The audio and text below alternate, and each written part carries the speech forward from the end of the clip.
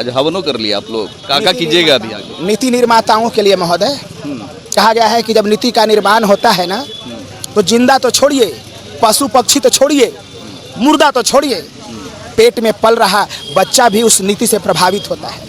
हमारे नीति निर्माताओं को सुबुद्धि दे कि बिहार में प्रतियोगिता परीक्षा STT मार्क्स पर शिक्षकों की बहाली हो। अनपढ़, जाहिल और बददिमाग एकेडमिक आधार पर शिक्षकों की बहाली ना हो। तब तक हमारे शरीर में जान रहेगा, तब तक हम लड़ते रहेंगे, हम हार नहीं मानेंगे। जान की बाजी लगा देंगे लेकिन हार नहीं मानेंगे। प्रश्न उठाया था, वो सोनू ने जो प्रश्न उठाया था, वो प्रश्न शिक्षकों की कमी का नहीं था। वो कह रहा था कि मेरा मास्टर पढ़ाता ही नहीं है, उसको कुछ बुझाता ही नहीं है, एडमिशन का स्पेलिंग नहीं आता, हेड मास्टर का स्पेलिंग नहीं आता, वो मास्टर की टीचर है। वो एकेडमिक बेसिस पर मानसिक रूप से विकलांग शिक्षक था। थक हार के मर जाएंगे लेकिन हार नहीं मानेंगे। हार नहीं मानेंगे। है मेरा नहीं। इस बार हम लोग का लास्ट आंदोलन है, करो या मरो।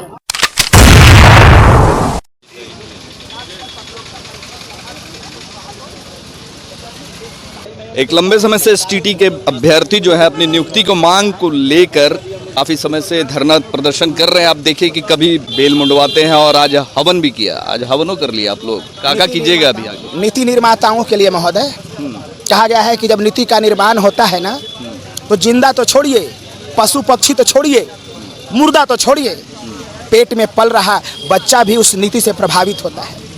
मैं अपने नीति निर्माताओं के लिए, अपने भगवान से प्रार्थना करने के लिए ये हवन का आयोजन किया था कि हे भगवान, हमारे नीति निर्माताओं को सुबुद्धि दे कि बिहार में प्रतियोगिता परीक्षा STT मार्क्स पर शिक्षकों की बहाली हो।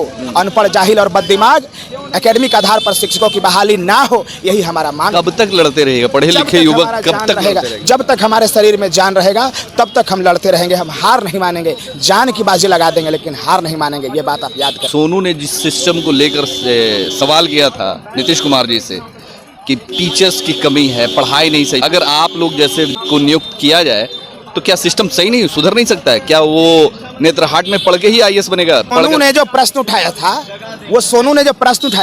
वो प्रश्न शिक्षकों की कमी का नहीं था। वो कह रहा था कि मेरा मास्टर पढ़ाता ही नहीं है, उसको कुछ बुझाता ही नहीं है, एडमिशन का स्पेलिंग नहीं आता, हेड मास्टर का स्पेलिंग नहीं आता, वो मास्टर की टीचर है।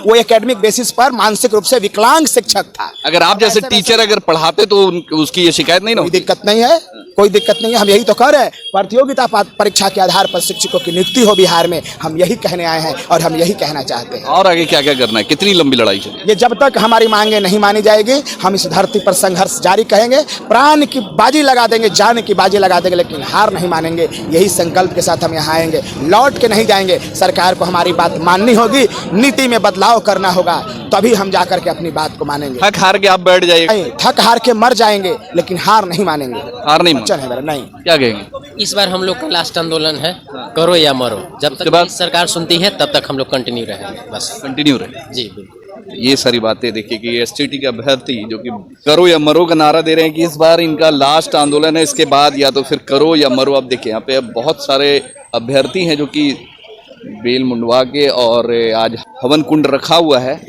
आज इन्होंने हवन किया है।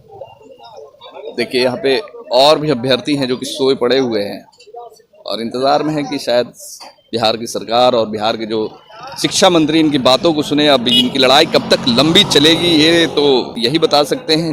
इनका कहना है कि जब तक नियुक्ति नहीं हो जाती है तब तक ये संघर्ष जारी रहेगा इसी तरह से, और तब तक इसी तरह ये धरना प्रदर्शन और आंदोलन करते रहेंगे।